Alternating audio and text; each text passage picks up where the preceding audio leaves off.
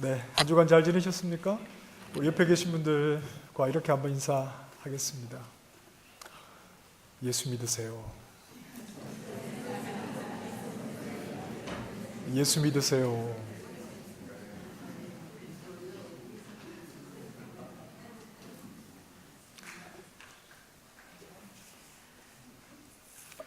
네, 요한계시록에는 심판이라는 말이 14번 나옵니다. 14차례 심판이라는 말이 나오는데 오늘 우리가 읽은 13절 말씀에는 요한계시록에 기록된 가장 마지막으로 기록된 심판이라는 표현이 14번째로 나타납니다.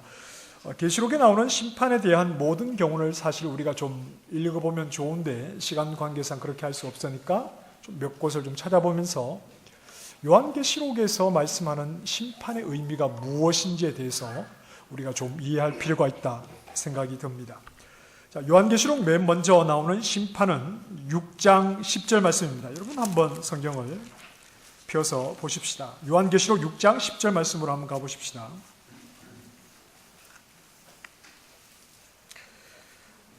다 찾으셨으면 같이 한번 읽어볼까요? 시작. 큰 소리로 불러 이르되 거룩하고 참되신 대주제여, 땅에 거하는 자들을 심판하여 우리 피를 갚아주지 아니하기를 어느 때까지 하시려 하나이까 하니. 일종의 간구, 기도하는 내용인데요.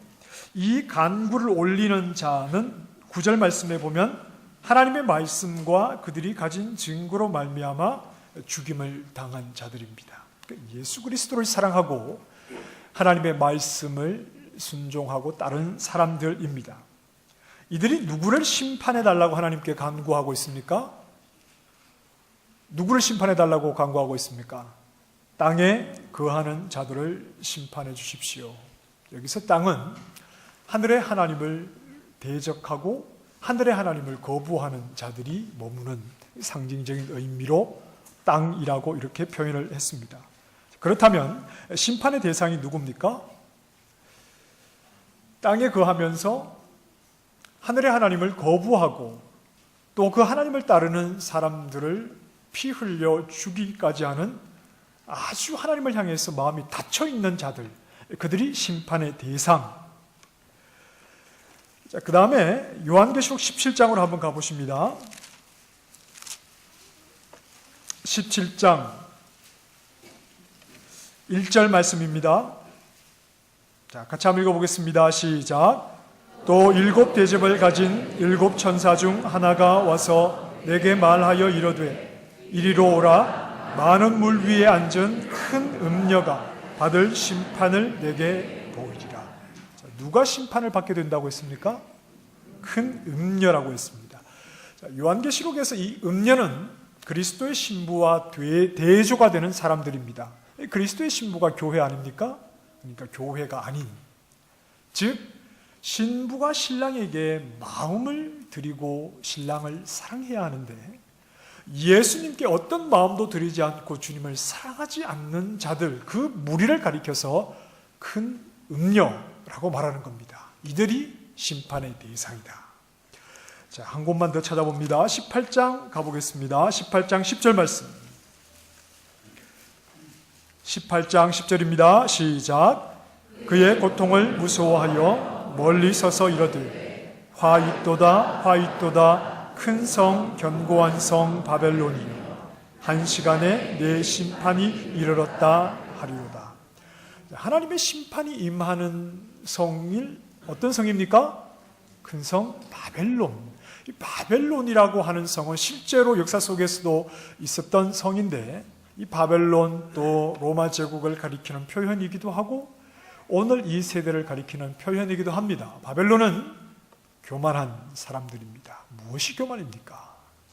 내 삶 속에 하나님을 인정하지 않고 사는 게 교만입니다. 이 교만은 나의 능력만을 가리키는 것이 아니라 내 계획도 교만일 수 있습니다.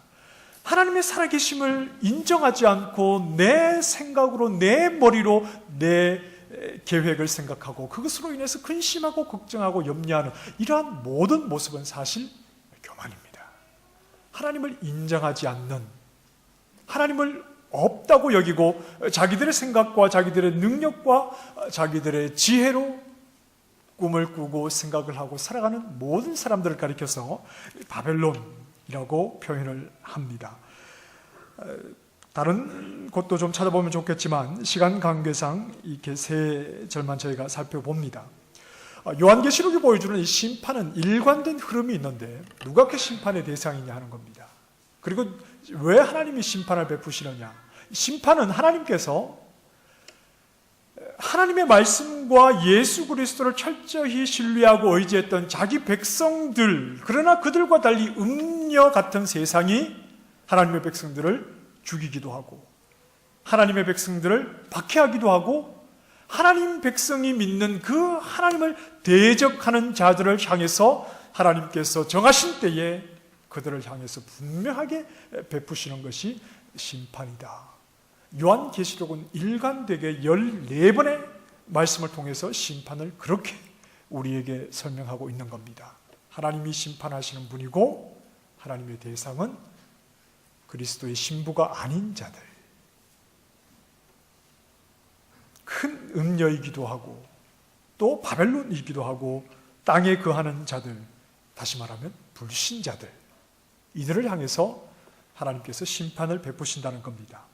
자, 다시 본문으로 돌아오시면 20장 12절 말씀을 한번 보십시다. 20장 12절 말씀에 보면 또 내가 보니 죽은 자들이 큰 자나 작은 자나 그 보좌 앞에 서 있는데 그랬습니다. 심판을 받기 위해서 보좌 앞에 서 있는 자들입니다. 그들은 어떤 자들입니까? 어떤 자들이 보좌 앞에 서 있다고 했습니까? 죽은 자들이지요. 죽은 자들이 큰 자나 작은 자나 보좌 앞에 서 있다고 했습니다. 자, 여기서 죽은 자들이란 말은 육체의 죽음을 가리키는 말이 아니라고 했지요.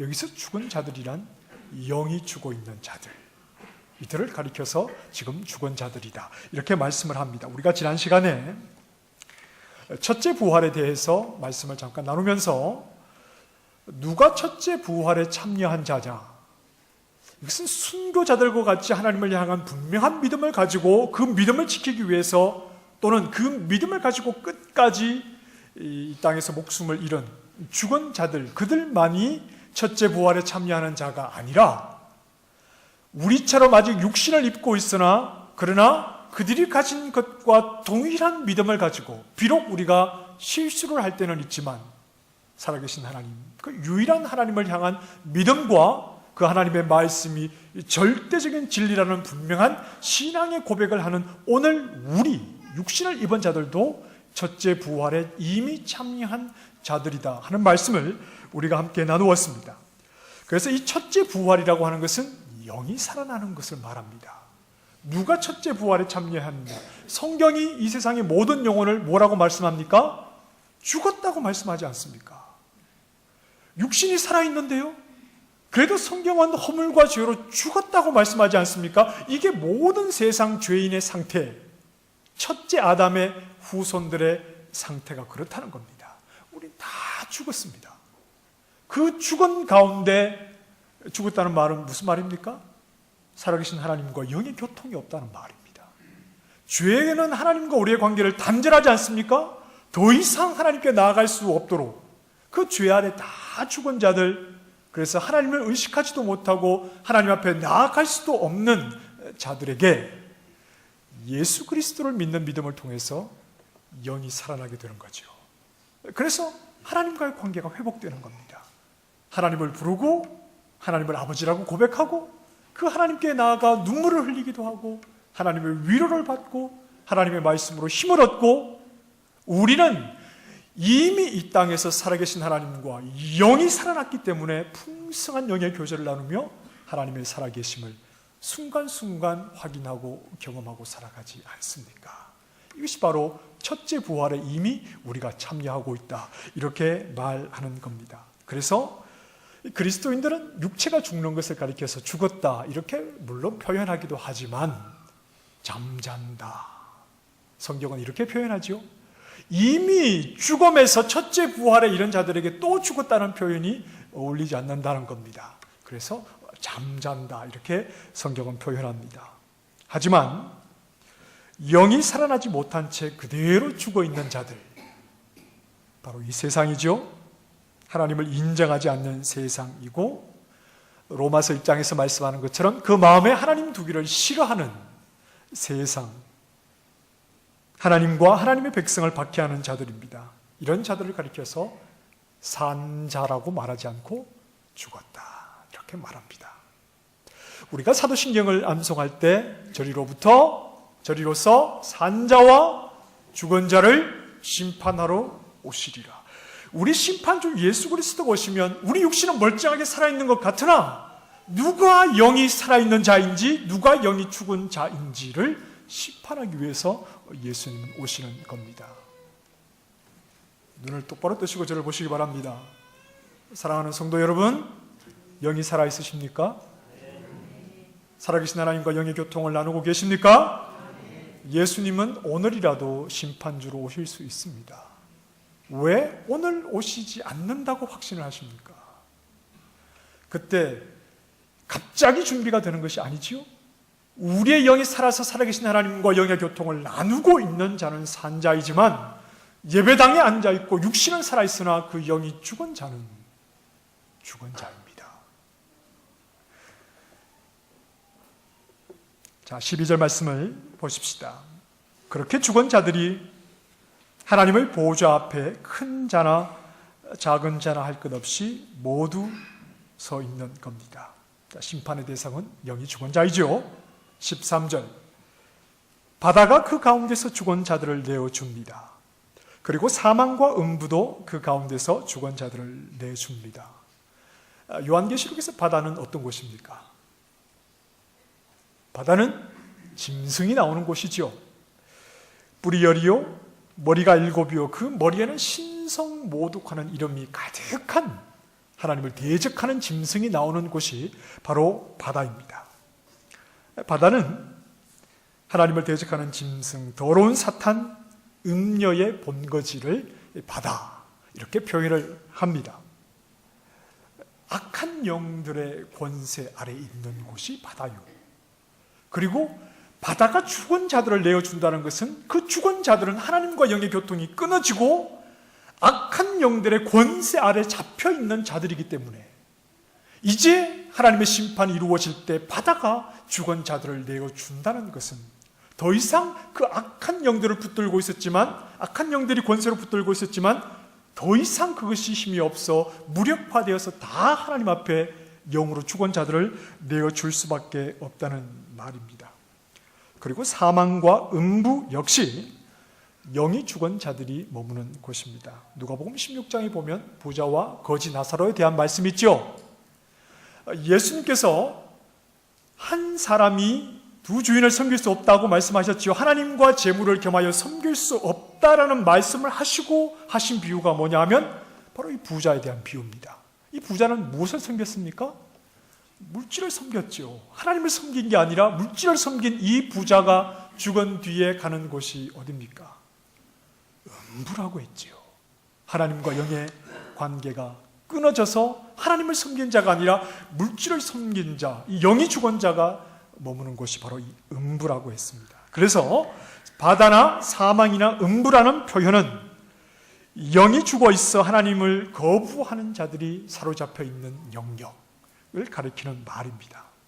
하나님의 심판이 임할 때 일제히 악한 영의 권세가 붙들고 있는 이 영이 죽은 자들을 다 하나님 앞에 내어주고 그것들이 다 하나님 앞에 나와 심판을 받게 되는데, 영이 죽은 자들뿐 아니라 14절 말씀을 보면 사망과 음부도 어떻게 됩니까? 불못에 던져지게 되는 거죠. 더 이상 하나님과 관계가 끊어진 영이 죽은 자들이 머물 곳도 없이 다 불에 던져지게 되는 겁니다. 자, 그럼 바다는 어떻게 됩니까?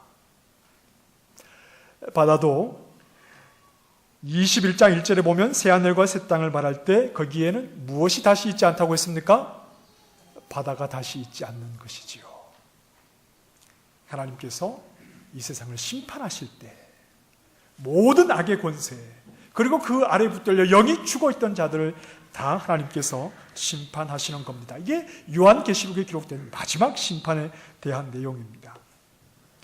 영이 죽은 자들이 하나님 앞에서 심판을 받게 되는데, 그때 그들에게 둘째 사망이 임하게 된다고 말씀을 합니다. 이미 이들은 죽은 자들 아닙니까? 이미 사망이 일어난 자들 아니었습니까? 하나님과 무관하게 살면서 이미 죽은 자들에게 둘째 사망이 임하게 되므로 하나님으로부터 이제 더 이상 완전히 단절되고, 이미 하나님과 단절된 관계 속에서 살았지만 그들에게 둘째 사망이 심판을 통해서 선포될 때 이제는 더 이상 하나님과의 관계가 회복될 어떤 가능성도 없는 그러한 상태에 이들이 영원히 떨어지게 되는 것을 둘째 사망이다. 14절 말씀에 둘째 사망 곧 불못이라고 말씀을 합니다. 자, 성경은 우리에게 하나님 나라에 대해서 많이 말씀합니다. 그런데 하나님 나라만 말씀하는 것이 아니라 지옥에 대해서도 많이 말씀하고 있습니다. 지옥이 어떤 곳입니까?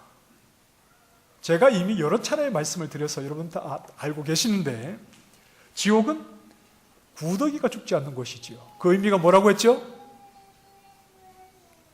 한번 이렇게 중얼중얼 거려 보십시오. 아시는지 모르시는지 제가 알아야 될 것 아닙니까? 몇 번을 말씀을 드렸는데 우리가 지옥을 알아야 되잖아요. 예수님이 우리에게 지옥을 얼마나 많이 말씀하시는데 왜 우리는 지옥을 잊고 삽니까? 지옥이 구더기가 죽지 않는 곳입니다. 그 의미가 뭐라고 그랬습니까? 중얼중얼 해보시라니까요. 수치라고 했잖아요. 수치. 기억나십니까? 제가 다시 말씀을 드릴 수는 없고, 세상에서 느끼는 수치와는 비교가 안 되는 수치가 지옥에 있는 겁니다. 슬피 울며 이를 간다고 그랬습니다. 왜 이를 간다고 그랬습니까? 누구를 증오하는 것이죠? 자기 자신을. 어떤 자신을요? 하나님을 끝까지 거부했던 자기 자신을 증오하는 자리가 바로 이 지옥입니다. 그리고 바깥 어두운데 내어 쫓기죠? 그럼 무엇을 상징하는 겁니까? 이것은 하나님의 은혜의 빛을 더 이상 경험할 수가 없는 곳입니다. 지옥에서는 하나님이 보인다고 했습니까? 보이지 않는다고 했습니까?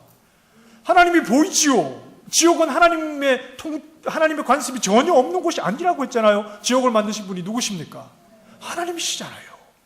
그러나 그곳에서 보는 하나님은 어떤 은혜의 빛도 없는 두려우신 하나님, 진노하신 하나님일 뿐이라는 말입니다. 그리고 또 오늘 본문에서는 불못입니다. 이 불이 무엇을 상징하는 것이라고 했습니까? 불은 많으나 적으나 동일하게 우리에게 무엇을 주는 것입니까? 고통이잖아요. 고통. 말로 다 할 수 없는 그 고통이 우리에게 임하는 곳이 지옥입니다. 제가 지어낸 말이 아닙니다. 성경이 우리에게 가르치고 있는 말이죠. 여러분, 지옥을 믿으십니까? 아멘이라고 하셔야죠. 지옥을 믿으십니까? 지옥이 없으면 하나님 나라도 없는 겁니다. 하나님의 나라가 있으면 지옥은 있는 겁니다. 네, 할 얘기가 많지만 시간이 길어지면 여러분 또 인상이 일그러지시니까, 지옥의 형벌은 영원한 겁니다. 지옥의 형벌은 영원한 겁니다. 영원하다는 말을 이렇게도 설명할 수 있습니다. 어떤 변화가 없다는 겁니다. 지옥 형벌을 받아 지옥에 떨어지면 그 지옥에서 벗어날 수 있는 어떤 기회도 없다는 말입니다. 한번 결정되어 버리면 예수님이 다시 오시거나 우리가 죽어서 하나님의 심판대 앞에 가서 서게 될 때 영이 죽었던 자들에게 지옥의 판결이 임하면 그 이후에는 어떤 변화도 없는 겁니다. 영원히 더 이상 바뀌지 않는 그 지옥의 형벌에 처하게 되는 것이지요. 더 이상 어떤 변화, 어떤 기회도 오지 않는 영원한 지옥 형벌에 떨어지기 전에, 둘째 사망이 임하기 전에 아직 내 영이 살아나지 못하고 내 영이 죽은 자라면 살아나야 합니다. 둘째 사망이 임하기 전에, 둘째 사망은 더 이상 변화가 없어요. 더 이상 기회가 없습니다. 이 둘째 사망이 임하기 전에 내가 지금 죽은 자인지 살아난 자인지, 내 영이 죽어 있는지 살아 있는지 주일날 교회에 오는 것으로 안심하지 마십시오. 내 아버지가, 내 할아버지가 3대, 4대째 그리스도인 집안이라는 것으로 안심하지 마십시오. 목사라는 것으로, 장로라는 것으로, 직분으로 안심하지 마십시오. 모태신앙 안심하지 마십시오. 나 스스로에게 아직 둘째 사망이 임하기 전에 나 자신에게 내가 정말 영으로 살아난 자인지, 정말 살아계신 하나님과 영의 교통을 나누고 있는 자인지, 무늬만 그리스도인인지, 둘째 사망이 임하기 전에, 그때는 더 이상 기회가 없거든요. 지금 내일 내 생명을 보장할 수 있습니까? 지금 이 자리에서 내가 정말 영으로 살아난 자인지, 여전히 영이 죽은 자인지를 진지하게 생각해 보시라는 말씀입니다. 20장 6절에서 말씀하는 것처럼 영이 살아나는 첫째 부활에 들어가야 합니다. 아직은 기회가 있잖아요. 아직은 기회가 있습니다. 이것은 왜 복이라고 말하는지 아셔야 됩니다. 영이 살아나서 첫째 부활에 참여하는 것이 왜 복이라고 말하는지 우리가 알아야 합니다. 베드로가 이렇게 말합니다. 베드로후서 3장 9절 말씀에 보면 주의 약속은, 이것은 심판주로 재림하시는 그 약속을 말합니다. 주의 약속은 어떤 이들이 더디다고 생각하는 것 같이 더딘 것이 아니라 오직 주께서는 너희를 대하여 오래 참으사 아무도 멸망하지 아니하고 다 회개하기에 이르기를 원하시느니라. 예수님의 심판주로 오시는 재림이 왜 이렇게 더딥니까? 참고 계시는 겁니다. 기다리고 계시는 겁니다. 누구를요? 아직도 첫째 부활에 이르지 못하고 영이 죽어있는 자들이 하나님 앞에 회개하고 돌아와 영이 살아나기를, 살아계신 하나님과 영의 교제가 회복되기를, 왜? 주님이 오시면 끝나니까. 더 이상 바꿀 수 없으니까. 더 이상 기회가 없으니까 하나님께서 가능하면 모든 영혼이 하나님 앞에 나와 하나님과 영의 교통을 나누기를 원하시기 때문에 주님이 기다리고 계시다. 이 말은 물론 우리의 힘과 우리의 노력으로 구원을 얻어낼 수 있느냐, 그것을 말하는 것은 아닙니다. 구원은 원인과 결과로, 인과관계로 내 안에서 이루어지는 일이 아닙니다. 내가 어떤 원인을 제공하면 그 결과로 구원이 주어지는 것 아닙니다. 내가 착하게 살면 구원받는 게 아닙니다. 내가 열심히 봉사하면 구원받는 것 아닙니다. 여러분, 냉정하게 한번 생각해 보십시다. 내가 거울 앞에서 나를 봐도 만족스럽지 못할 때가 많잖아요. 여러분 그렇지 않으십니까? 내가 사람들에게 보이지 않는 내 속을 들여다보면 내가 나를 봐도 만족스럽지 못한데 어떻게 하나님이 나를 보고 합격, 그만하면 거룩하다, 그만하면 의롭다, 무엇을 보고 하나님이 나에게 이렇게 말씀해 주시겠습니까? 구원은 하나님의 은혜로만 오는 겁니다. 무작정 은혜가 아니라 하나님이 제시하시는 그 구원의 길을 그대로 믿음으로 받아들이는 자들에게 하나님이 구원을 주시는 겁니다. 바로 몸을 입으신 예수님입니다. 예수님 외에는 어떤 인생도 하나님이 보시고 만족한 인생이 없습니다. 몸을 입은 자 중에 예수님 외에는 어느 누구도 하나님이 보시고 기뻐하시고 만족하신 인생은 없습니다.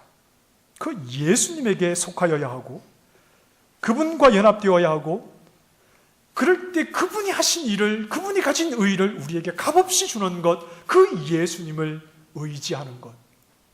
그래서 우리에게는 구원의 길이 열리는 겁니다. 우리는 예수님이 어떤 분인지를 깊이 알아야 됩니다. 예수님이 어떤 분인지를 깊이 알아가야 하고, 그분 안에 내 모든 운명이 걸려 있는 줄 알아야 합니다. 이것을 가리켜 예수님을 믿는다, 이렇게 말하는 겁니다. 예수님을 믿으십니까?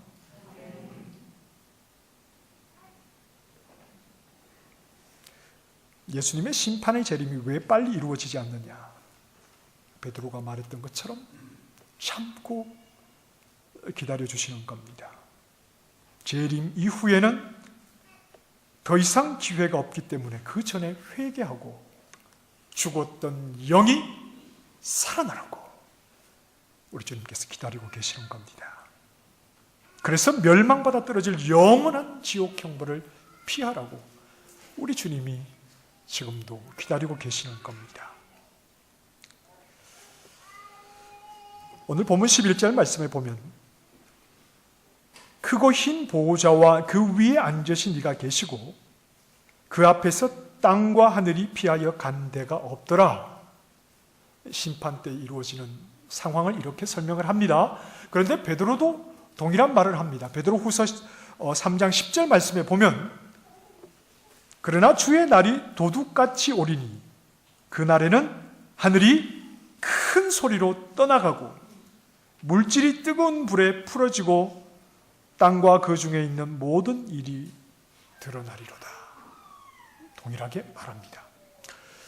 스코틀랜드 출신의 모리스 로버츠라는 목사님이 주님이 다시 오시는 날에 대해서 이런 설명을 합니다. 종말은 전혀 준비되어 있지 않는 사회에 밀어닥칠 것이다. 왜 준비되어 있지 않느냐? 종말에 대한, 예수님의 재림에 대한 경고가 없어서 그러냐? 아니다. 경고가 있고 종말에 대한 징조들이 있음에도 불구하고 사회가, 세상이 그것을 무시하고 살았기 때문이라는 겁니다. 사람들이 경고를 무시한 채 일상적인 생활에 빠져 있을 때 마지막 날이 갑자기 임해서 악인을 붙잡아 신속하게 전능자의 재판 자리로 붙잡아 갈 것이다. 그것은 순식간에 일어날 것이고 그 결과는 비참하며 그 결과는 영원할 것이다. 그러면서 이런 말을 합니다. 역사의 마지막 소리는 사람이 내는 소리가 아니라 하나님께서 내시는 소리가 될 것이다. 마지막 나팔 소리가 울릴 것이다. 땅의 오염된 대기, 하늘이죠. 다른 모든 소리를 집어삼킬 날카로운 폭음과 함께 찢어질 것이다. 큰 소리로 떠나간다고 했잖아요. 모든 음악 소리는 침묵할 것이다. 방앗간이나 공장의 소리가 더는 들리지 않을 것이다. 모든 텔레비전에서 나는 소리는 그칠 것이다. 끊임없이 들리던 대중의 소음은 그칠 것이다. 경기장에서는 광적인 흥분이 더는 없을 것이다. 지상의 일들은 영원히 사라질 것이다. 마침내 주의 날이 임한 것이다. 역사의 마지막 소리는 사람이 내는 소리가 아니라 하나님이 내시는 소리. 그 소리가 나면 모든 것은 끝이 나는 겁니다. 더 이상 어떤 변화, 어떤 다른 가능성 기대할 것이 없는 순식간에 일어나는 하나님의 그 재판으로 인하여서 모든 것은 끝이 나고 말 것이다. 그 날이 언제 임할지 모르는 긴장감 속에서 우리는 오늘도 살아가고 있는 겁니다. 오늘 다시 말씀을 보시면 죽은 자들이 보좌 앞에 섰을 때 12절 말씀에 책들이 펴져 있다고 했습니다. 뭐가 펴져 있다고요? 책들이 펴져 있습니다. 그 책들에는 죽은 자의 모든 무엇이 기록되어 있습니까? 행위가 기록되어 있다고 했지요. 책들에 기록된 대로 심판을 받아서 불못에 던져지는 둘째 사망이 이르게 되는 겁니다. 그들이 불못에 던져지는 가장 큰 잘못된 행위는 무엇일까요? 이 책들에 모든 영이 죽었던 자들, 그들의 모든 행위가 다 기록이 되어 있는데 그들이 불못에 던져지는 둘째 사망이 임할 수밖에 없는 그들의 행위는 어떤 것을 말하는 것일까요? 영이 죽은 자들이 하나님 앞에서 범한 가장 잘못된 행위는 예수님을 믿지 않은 것입니다. 손과 발로 하는 것만이 행위가 아니라 마음속에 있는 것도 또 다 행위입니다. 미워하고 질투하고 악한 마음을 품고 이것도 다 행위입니다. 그런데 이들이, 영이 죽은 자들이 하나님 앞에서 행한 가장 큰 행위는 마음속에 예수님을 믿지 않은 것, 그 예수님을 영접하지 않은 것, 그 예수님을 사랑하지 않은 것, 그것이 가장 큰 잘못된 행위라는 말입니다. 하지만 거기에는 또 다른 책이 있습니다. 어떤 책입니까?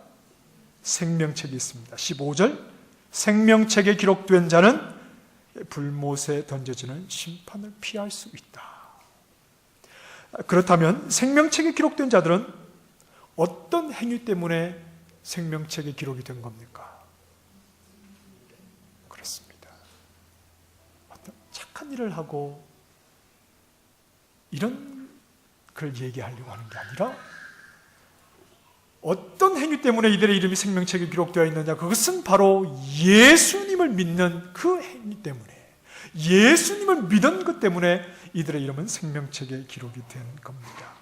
예수님 외에 내가 만들어내는 행위로는 구원에 이를 수 없는 줄 알아. 나는 숨길 수 없는 죄인인 줄 알아. 오직 예수님을 믿고 그분을 의지하는 것 외에는 구원의 길이 없는 줄 알아. 그 예수님을 믿은 것이 우리가 이 땅을 살면서 행한 가장 잘한 행위라는 말입니다. 예수님을 믿은 자들이 바로 이 생명책에 그 이름이 기록되어 있는 겁니다. 마태복음 7장에 보면 예수님이 이런 말씀을 하십니다. 나더러 주여 주여 하는 자마다 천국에 들어갈 것이 아니요 다만 하늘에 계신 내 아버지의 뜻대로 행하는 자라야 들어가리라. 그리고 누구든지 나의 이 말을 듣고 행하는 자는 그 집을 반석 위에 지은 지혜로운 사람 같다 그랬습니다. 여기서 예수님이 말씀하시는 행하다는 것은 무엇을 말하는 겁니까? 얼마나 도덕적으로 잘 살았느냐. 여러분, 도덕이 구원의 기준입니까? 그러면 왜 예수님이 죽으십니까? 죄인을 위해서 예수님이 왜 죽으십니까? 그게 우리 보고 도덕적으로 잘 살라는 말씀입니까? 우리 신앙에는 분명히 어떤 도덕적인 신앙이, 그리스도인의 윤리가 필요합니다. 그러나 도덕이 우리 신앙의 믿음의 구원의 기준은 아니지요. 그건 예수님이 오시기 전부터 이미 있는 겁니다.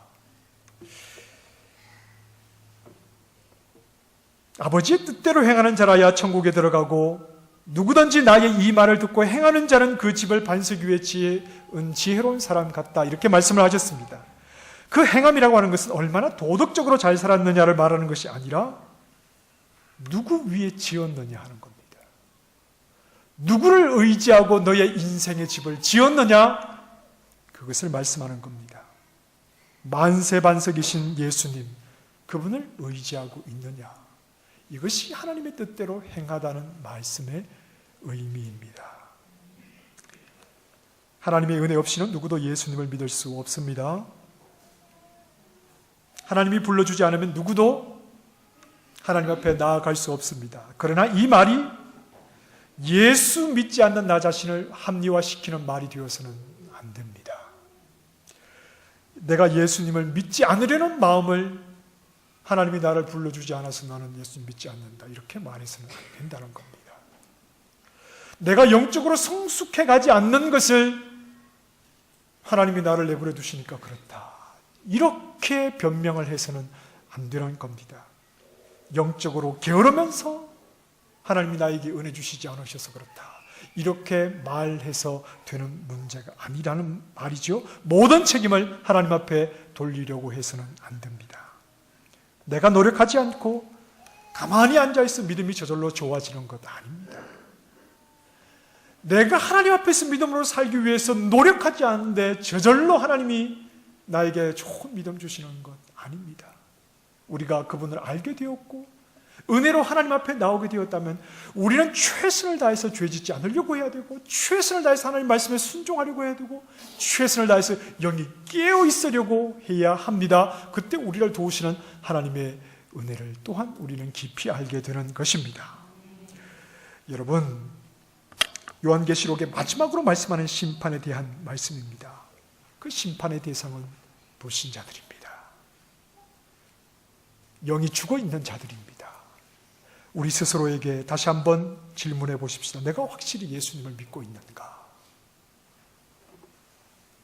내가 확실히 예수님을 믿고 있는가? 사람들 앞에서 꾸며봐야 그게 무슨 유익이 있습니까? 사람들 눈에 보기에 어휴, 저 사람 참 예수님 잘 먹고 인품 좋구나. 속은 그렇지 않은데도 겉으로 꾸미면 그게 무슨 유익이 있습니까? 겉으로 포장하고 있는 거 다 벗어버리시고 스스로에게 진지하게 질문해 보시기 바랍니다. 내가 정말 예수님을 믿고 있는지. 그것이 희미하시거든. 아직 기회가 있을 때 믿음 달라고 하나님 앞에 엎드리시기를 바랍니다. 정말 영이 깨어난 자 되게 해주십시오. 그때가 더 이상 바뀌지 않는 그 영원한 하나님의 심판이 임하기 전에 정말 제가 하나님을 믿는 자, 예수님을 믿는 자, 영이 깨어 하나님과 영의 교통을 나누는 자 되게 하여 주시옵소서. 그리고 하나님을 의지하면서 최선을 다해 영의 삶을 살아갈 수 있도록 저를 인도해 주시옵소서 하고 아직 기회가 있을 때 하나님 앞에 간절하게 엎드리실 수 있기를 바랍니다. 영원히 바로 코앞에 있습니다. 영원한 하나님의 심판이 바로 코앞에 있습니다. 그때가 오기 전에 지금 기회가 있을 때 분명한 믿음을 얻기 위해서 최선을 다하시기를 바랍니다.